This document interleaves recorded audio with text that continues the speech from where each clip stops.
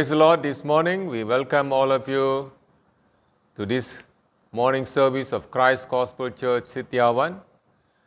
We pray that you would be blessed by the word of God that is going to be shared this morning. Let us close our eyes and look to the Lord. Father God, we thank you, we just praise you because you are living, because, oh God, you're a God who listens to our prayer, who hears our prayers, who sees our life. We just magnify you and we just thank you. Lord, you are a good example for us. When the Lord Jesus Christ dwelt on the earth, He set us the best examples that we should live. So today, God, even as we share about the prayer life of our Lord Jesus Christ, we pray, Father, that we would be caught up with this idea of praying as Jesus prayed. Blessed be thy name. Bless all those who are going to watch this video this morning. In Jesus' name I pray. Amen and amen. Once again, we thank you for watching this video. Last week, I was preaching on the prayers of our Lord Jesus Christ. Okay, there were a few things that I said. One, I said Jesus prayed for others. Jesus prayed with others. Jesus prayed alone. Jesus prayed regularly. Jesus prayed along with nature. Jesus prayed a short and long prayers. Okay, Jesus taught persistence in prayer.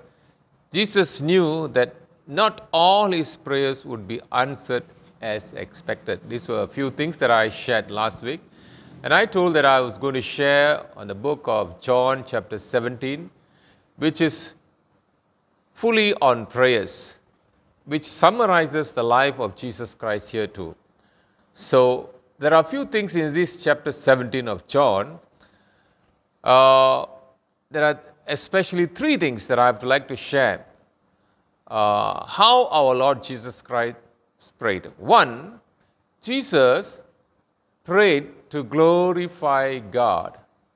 Jesus prayed that God will be glorified. Second, Jesus prayed for others, especially his disciples. Second, Jesus prayed for his disciples. And the third thing, Jesus prayed for others who will be added to the fold. Now, the first thing that I'm going to say, Jesus prayed to God, to glorify God. Okay? We find the verse in chapter 17, verse 1. Verse 1, it says here, these words spake Jesus and lifted up his eyes to heaven and said, Father, the hour is come, glorify thy Son, that thy Son may also glorify thee. Glorify thy Son, that thy Son also may glorify thee. Hallelujah. Now, normally when we pray, even as the Lord taught us to pray, even as the Lord's Prayer, our God in heaven, hallowed be thy name. It starts with hallowed be thy name, or glorified be your name, or holy be thy name, whatever it is. But we start with glorifying God. Here, Jesus says something that he should glorify, or he says, Father, the hour is come, glorify thy Son, that thy Son may also glorify thee. Now, how could Jesus say to glorify him? We have to know something. When the Lord Jesus Christ left heaven and came down, or when he came in the form of human, Jesus left the glory in heaven and had to take the example or the body of human, or take a human body. So the glory was left in heaven. So Jesus is reminding, even as he obeyed the Lord in all things, So he glorified God in order that God would glorify the Son. He glorified God first in all his ways, in talks, in his life. He was a sinless man on earth. Okay? No one could find any sin in his life, and he pleased the Heavenly Father. So, even when he came out from the baptism, okay, from in river Jordan, he said, Father, glorify thy Son. And the word also came that the Son is being glorified. So, Jesus glorified the Father first in order to restore the glory that he had with the Father, the Son, and the Holy Spirit. Okay, blessed be thy name, Lord. Now, here glorify means glorify God in your words and deeds. So, he also taught us to glorify in his prayer to his disciples when the disciples came to Jesus and asked Jesus to teach him how to pray. The Lord started, this is the manner that you should pray. Okay, this is the manner that you pray. After this manner, therefore, pray you. Our Father which art in heaven, hallowed be thy name. Thy kingdom come, thy will be done on earth as it is in heaven. This is, we can find it in Matthew chapter 6 and verse 9. Blessed be the name of the Lord. Okay. Now I'm going to say, people normally do not glorify God because of their pride, because of their wealth, because of their beauty, and many other things in life. Now, so I'm saying here, glorify God in your words and deeds. It is not the outer beauty, but the inner beauty that we need. God is beautiful in that sense that God is love. God fills us with his peace. So this is the inner beauty of our Lord. But people have forgotten, they think they are more than God. I would just give you an example of what happened to a few people who did not glorify God, but they glorified God. One of them is John Lennon. I think most of you all would know that in the 1960s, 1960 to say 1970, a group of singers were very popular, and this group was known as the Beatles. One of the lead singers was John Lennon. In 1966, John Lennon said these words, Christianity will end, Christianity will disappear. The subject of Jesus is too simple. Okay? The subject of Jesus is too simple. So he says Christianity will disappear. Today we are more famous. This is what he says. Today we are more famous than him. More famous than Jesus. That's what he was saying. So he says Christianity will end because they are more famous. So the pride was there. This is the last thing they said. And by 1970, there was the downfall of this group. The group broke up. Okay. Then in December 8, 1970, John Lennon was shot 6 times. In 1966, he said Christianity will end. In 1966, he said he was more famous than Jesus Christ. In 1970, in December 8, 1970, he was shot 6 times. And that is the end of the group Beatles. But today we know that Christianity is still growing. Today we know the name of the Lord Jesus Christ is being glorified. Okay? So do not be proud that you are more famous than God.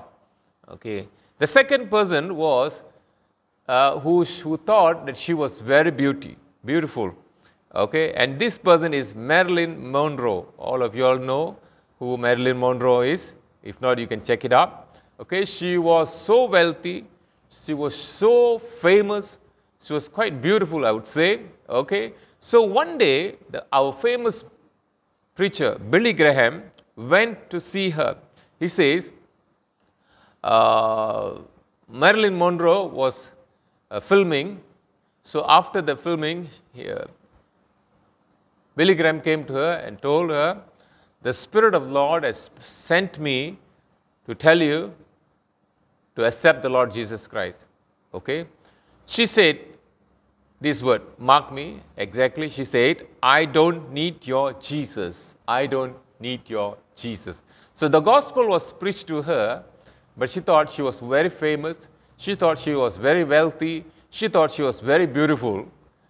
So she told this thing, I don't need your Jesus. So exactly after 1 week, she was found dead in her bedroom. People say she committed suicide. Whatever it is, your beauty, your fame, your wealth cannot help you. I believe that if she had accepted the Lord Jesus Christ, if she had glorified God, she would have been alive. But things are not so.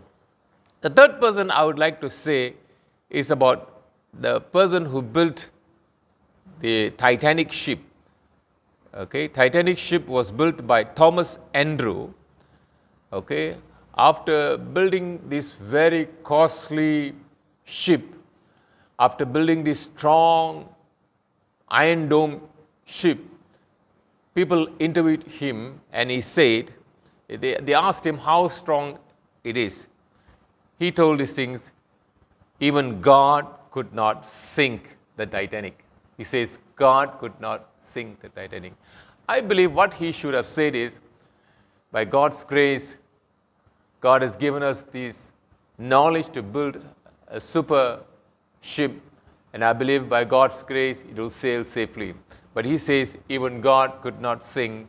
And I believe a lot of you have seen the Titanic and how it sank and how many thousands of people died. So the glory was not given to God. If glory was given to God, if all praises was given to God, hallelujah, I believe wonders and miraculous things could have happened, but this was not the case. This is what one of the famous preachers says. Spurgeon, C.H. Spurgeon says, do not think because you believe the right doctrines, therefore you are right. There are many that believe right, but act wrong, and they perish. This is what they say. You believe, you think you are right, but you are going the wrong way. So, first thing in our life, in our prayer life, first thing in our daily life, let us glorify the Lord. Hallelujah.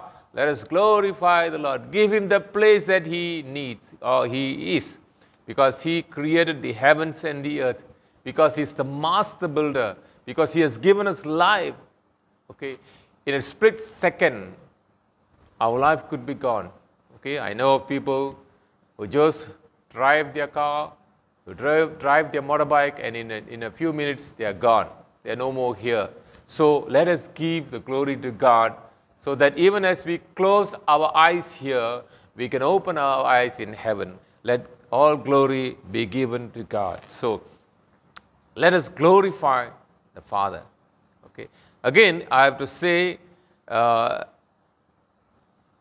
second thing that I'm going to say, okay, or the first thing. Here in 1 Corinthians 10:31, the Bible says, whether therefore you eat or drink or whatsoever you do all to the glory of God. 1 Corinthians 10:31, do all things for the glory of God. Whether you eat or drink or whatsoever you do all to the glory of God. Speak for the glory of God. Act for the glory of God. Hallelujah. 1 Peter 4:11 says that in all things God may be glorified. Hallelujah. If any man speak, let him speak as the oracles of God. If any minister, let him do as of the ability which God had given, that God in all things may be glorified through Jesus Christ. To him be praise and dominion forever and ever. Hallelujah. So again, here Peter also says, glorify God. In John 15:8 it says, herein is my Father glorified, that ye bear much fruit, so shall ye be my disciples. If we want to be God's disciples, children of God, we have to glorify him. And in order to glorify him, the Bible says we have to bear much fruit. So, which means we have to be good examples. Okay. So, first thing when we start praying, let us look to God and let us praise Him. Let us glorify Him for all the things He has done, for the life that He has given, for who He is. Praise Him. Begin with praises. Give Him all the glory that He needs. Now, the second point that I'm going to say is, Jesus prayed for the saints or believers. In John, I'm sharing from the book of John, chapter 17, verses 9 here, it says, I pray for them. I pray not for the world, but for them which thou hast given me, for they are thine. Here he says, I am not praying for the world, but for them whom you have given me. Now I want to say that God, it doesn't mean that God is not praying for the others. The third portion, he says, he is praying for all those who are going to be added, which means he is also going to pray for the others. Ephesians 4:18 says, praying always with all prayer and supplication in the Spirit, and watching thereunto with all perseverance and supplication for all saints. Now it is very important that each and every one of us pray for believers. Each and every one of us pray for the ministers of the Lord, the pastors, or the apostles, or miracle workers, or evangelists. We keep on praying for them, because the devil is ever waiting when one of the saints of God will fall. But it is our duty that we pray that they will not fail God, that they will not fall on their way, but they would grow day to day, grow closer and closer to the Lord, so that their salvation will be taken care of. Hallelujah. Their salvation must be taken care of. Let the Lord be blessed. Hallelujah. So here it says in Ephesians 4:18 that we should pray for every of the saints. Pray with perseverance and supplications for all saints. And for me, that utterance may be given unto me, that I may open my mouth boldly to make known the mystery of the gospel. So, second thing is, first we are going to pray for all the saints. We are going to pray for all the believers. We are going to pray for all the ministers of the Lord. Here it says, for what? One of the reasons that we are going to also pray, first I said, is for the protection for the believers. The second thing is here that they may be able to utter the word of God, or they may be able to speak the gospel to the unbelievers, so that the gospel may go with power, so that the gospel may touch the hearts of people. So we are going to pray for all the saints, that they will be protected by the Lord, that the devil will not touch them. We're going to bind all demonic forces that are against the kingdom of God. So we're going to keep this, as we pray for the church, as we pray for the saints, we're going to keep them in the fold of the Lord, that the enemy may not be able to attack them. And secondly, we also must pray even as we preach the word of God. It's not easy. As we preach the word of God, many temptations will come, many persecutions may come. But we should be able to overcome these persecutions. So we have to pray for the saints who are bravely giving the word of the Lord, who are giving their life to preach the gospel. In many places where you are not supposed to preach, they are preaching, and they are caught and probably even slaughtered for that reason. So we have to pray for them, pray for their families, pray for their safety, that God will do miraculous work in their life even as they preach the gospel. Again, in Colossians chapter 1 and verse 9, it says here, for this cause we also, since the day we heard it, do not cease to pray for you, and to desire that ye might be filled with the knowledge of His will, in all wisdom and spiritual understanding. Okay. Now there are lots of Christians. We know that for namesake they are Christians. They do not read the word of God. They do not pray. Okay. Now the Apostle Paul is telling we have to pray for the believers in order that they be filled in the knowledge of the Lord Jesus Christ, in the spiritual understandings. There are lots of things the Lord has to speak to us. Now, we may be reading lots of articles, we may be reading lots of books, okay, doctrines and things like that. But I say one thing to you, the moment you sit down at the feet of the Lord, and as you pray and meditate upon the Lord, He will reveal secrets that men may not know, men have not known yet, okay. He will change your life, He will break down your life, He will make you humble before, and He will make you to pray. He will make you love prayer. and that you will pray for the others with burden. You pray for the others with tears. You'll be praying for others. So that is very important. So we have to understand. We have to know what is God's will. We have to know the knowledge of the Lord. We have to know the spiritual understanding. We have to know the spiritual kingdom. What is God doing in our lives? Okay. Now, the third thing that we have to say and we have to pray for believers is that it's found in the book of James, chapter 5 and verse 16. Confess your faults one to another. Pray one for another that you may be healed. The effectual fervent prayer of the righteous man availeth much. Now, we in the church, we have to forgive one another. We have to pray that we have a heart to forgive. Many of our prayers are not being answered. The reason is because we do not forgive others. The reason is because we have bitterness in us. The reason is because we have so much of hatred against another brother. So the Bible says here, confess your faults one to another and pray for one another so that you may be healed. So spiritual healing may come, physical healing may come into your life. So pray for believers that they would have love abundantly, so that they can forgive one another, so that the healing of the Lord will come into our life. Because the Lord says that as God and the Son are one, we should be one together in the kingdom of God. Romans 8:26 says here, and 8:27, likewise the Spirit also helpeth our infirmities, for we know not what we should pray for as we ought, but the Spirit itself maketh intercession for us with groanings which cannot be uttered. Okay, and that He searches the hearts, knoweth what is the mind of the Spirit, because He maketh intercession for the saints according to the will of God.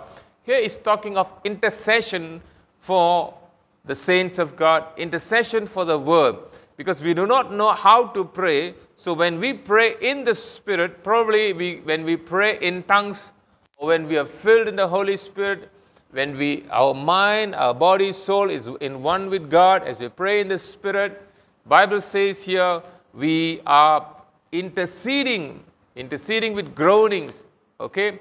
And then it says here, we intercede according to the will of God. So, when we pray for one another, when we pray for the saints, when we pray for the believers, we also need to pray in the Holy Spirit, so that we will know exactly what God wants, so that God will reveal to us what a person needs, what the church needs, what the world needs today. So we have to go and pray in the Spirit. This is what it says in Romans 8:26 and 27. Okay. In Hebrews 7:25, the Bible says, wherefore He is able to save them to the utmost that cometh unto God by Him, seeing He ever liveth to make intercession for them. Now this verse is talking about Jesus Christ, that He is ever living for us and is making intercession for us. So if He is making intercession for us, the Bible says He can save us to the utmost. Okay, whatever happens, He can save each and every one of us. So that should be our prayer, that every one of us will be found holy at the second coming of the Lord. When the Lord comes to take the church away, the church should be holy, blameless before Him, and the church should be saved. Okay, these are a few things that a believer should pray. Now, the third way the Lord prayed is found in John 17:20.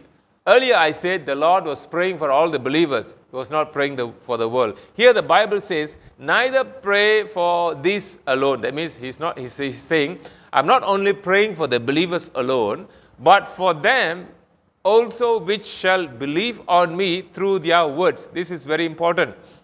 So, as the preaching goes on, as the gospel is being preached, as churches preach gospel, as evangelists preach gospel, there will be many, many more sinners who are going to be added into the kingdom of God.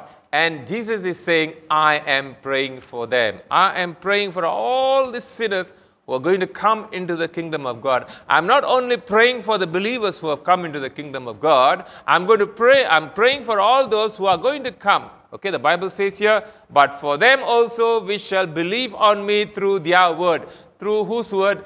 The disciples' word. Through whose word? For your preaching and my preaching. By that, they are going to come, and I'm going to pray for all those people who are going to be added into the kingdom of God. And then in verse 21, it says that they all may be one, as thou, Father, art in me, and I in thee, that they may also be one in us, that the world may believe that thou hast sent me. Now here I'm going to talk one simple thing here. Here it says that they may also be one in us. That is very important. Today we have too many denominations around the world, and each and every one of the believers or ministers are fighting with each other probably. They're so jealous of another church that is growing well. They are pulling down other churches, okay, instead of building. The Bible says that they may also be one, but we are not behaving like one. We are behaving as if they have another Christ and we have another Christ. But actually, our Lord's intention or our Lord's wish is that every church should be one.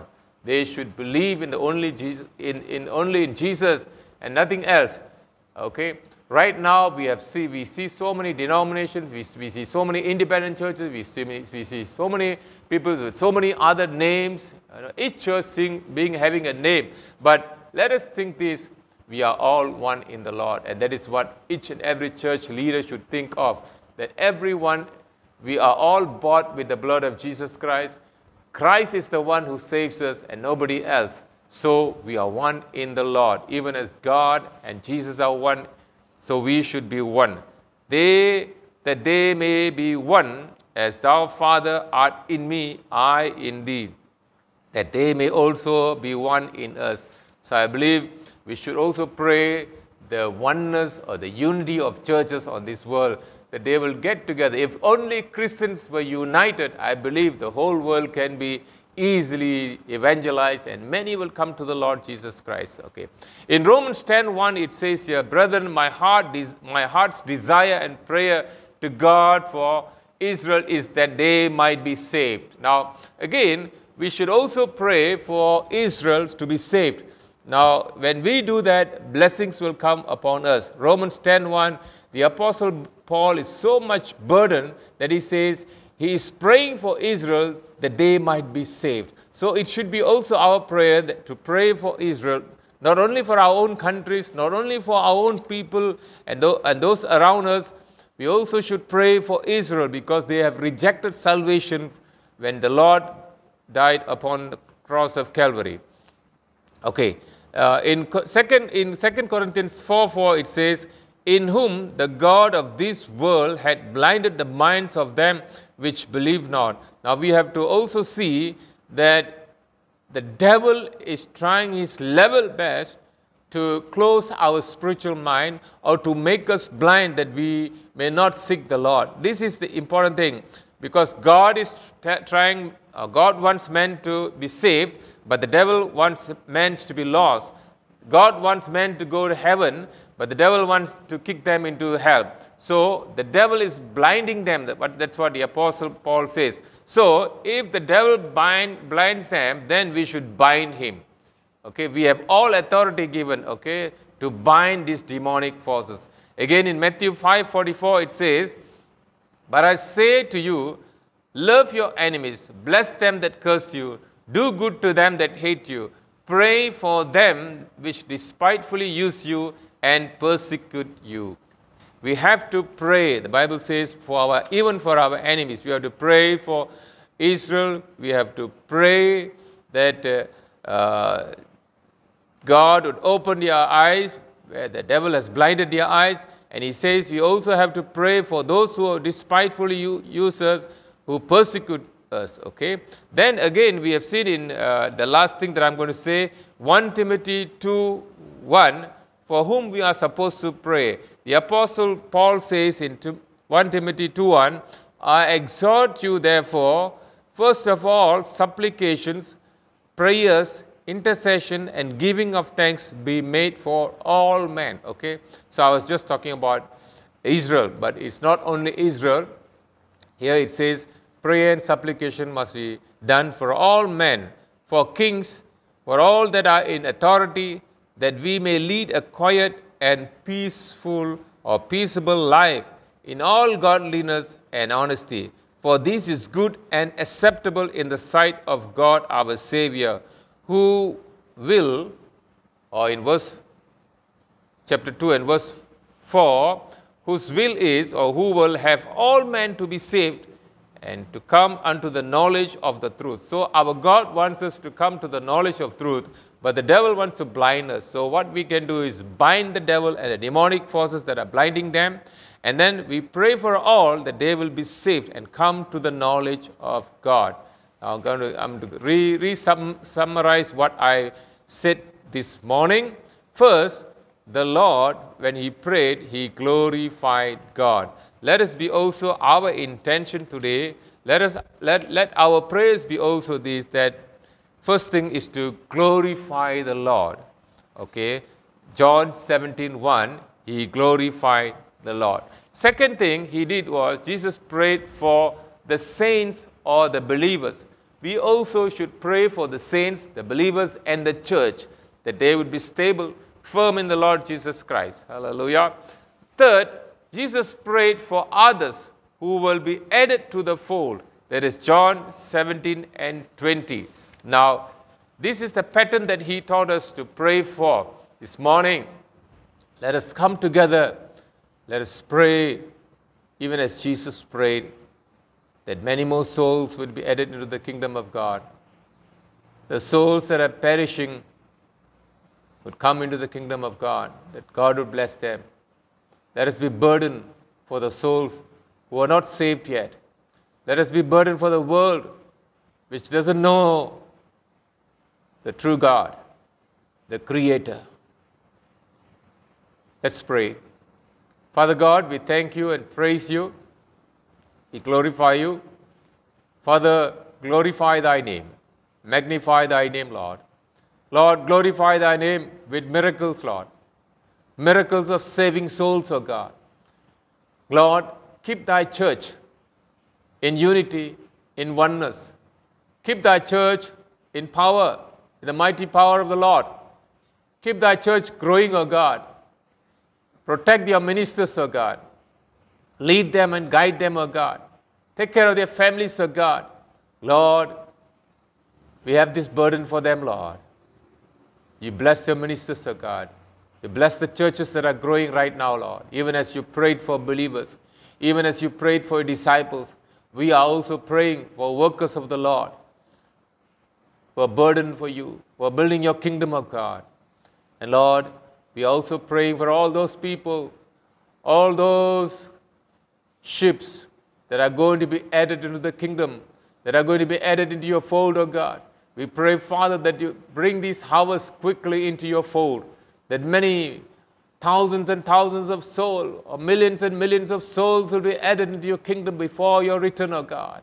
We pray, Father, for our neighbors to be saved. We pray, Father, for those who are living along this road, along the streets, O God, along, O God, wherever they are living, whichever places they are living, O God. We also pray, Father, for the whole town of Sityawan, that salvation will come for Sityawan, that salvation will come for Manjung, that salvation will come for Malaysia, God. We also pray for all those in authority, O God, that they will also, O God, acknowledge the true God.